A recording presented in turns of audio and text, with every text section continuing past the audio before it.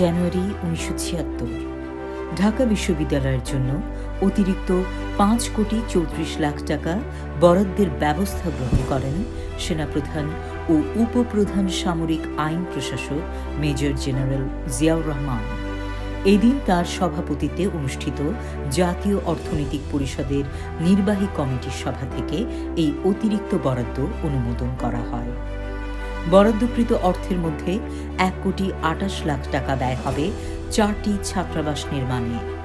শিক্ষার্থীদের খেলাধুলা ও অবসর বিনোদনের জন্য বরাদ্দ করা হয় 3,99,00,000 টাকা। এছাড়া মেধাবী শিক্ষার্থীদের জন্য বর্ধিত সময়ের অতিরিক্ত বৃত্তি বাবদ 7 লাখ টাকা মঞ্জুর করা হয়। 20 জানুয়ারি 1977 সরকারের সিদ্ধান্তের ফলে দেশে পুঁজি বিনিয়োগের যে ইতিবাচক পরিস্থিতি সৃষ্টি হয়েছে তা পূর্ণ সুযোগ গ্রহণের আহ্বান জানিয়ে ঢাকায় বিভিন্ন শিল্প ও বণিক সমিতির সভাপতিদের উদ্দেশ্যে ভাষণে সেনাপ্রধান ও প্রধান সামরিক আইন প্রশাসক মেজর জেনারেল জিয়াউর রহমান বলেন, সরকারের সুস্পষ্ট নীতি হচ্ছে পল্লী এলাকার ক্ষুদ্র ক্ষুদ্র শিল্প ইউনিট গড়ে তোলা, যা পল্লীবাসীদের অতিরিক্ত খাদ্য ও কর্মসংস্থানের পথ প্রশস্ত করে তুলবে। এ ব্যবস্থা দেশের গোটা অর্থনীতির উপর এক বাস্তব অবদান রাখতে সক্ষম হবে। 20 জানুয়ারি 1978 পাবনার বাঘাবাড়ির এক জনসভায় সেনাবাহিনী প্রধান ও প্রধান সামরিক আইন প্রশাসক মেজর জেনারেল জিয়াউর রহমান বলেন, এখন দেশ গড়ার সময়। প্রাপ্ত সম্পদের উৎপাদনমুখী সৎ ব্যবহারের জন্য আমাদের সকল শক্তি নিয়োজিত করতে হবে। তিনি বলেন, অতীতে আমাদের কষ্ট ভোগ করতে হয়েছে। অগ্রগতি ও সমৃদ্ধির দিকে দেশকে নিতে হলে আমাদের আরও পরিশ্রম করতে হবে। এই জন্য আমাদের আরও কষ্ট করতে হবে।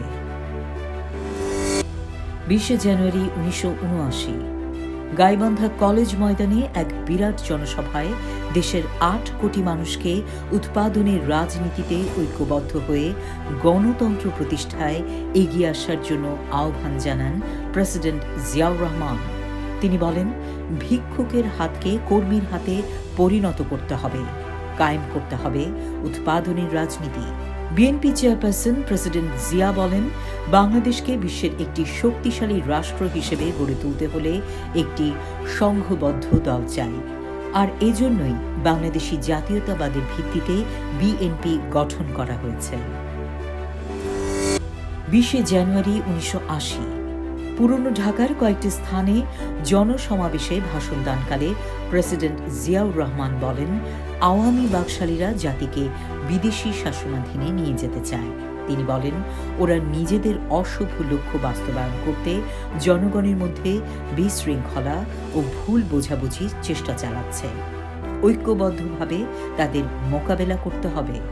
প্রেসিডেন্ট বলেন, 200 বছরের শাসন এবং পরে আওয়ামী বাকশালীদের সময় দেশে কোনো উন্নয়ন তৎপরতাই চলেনি।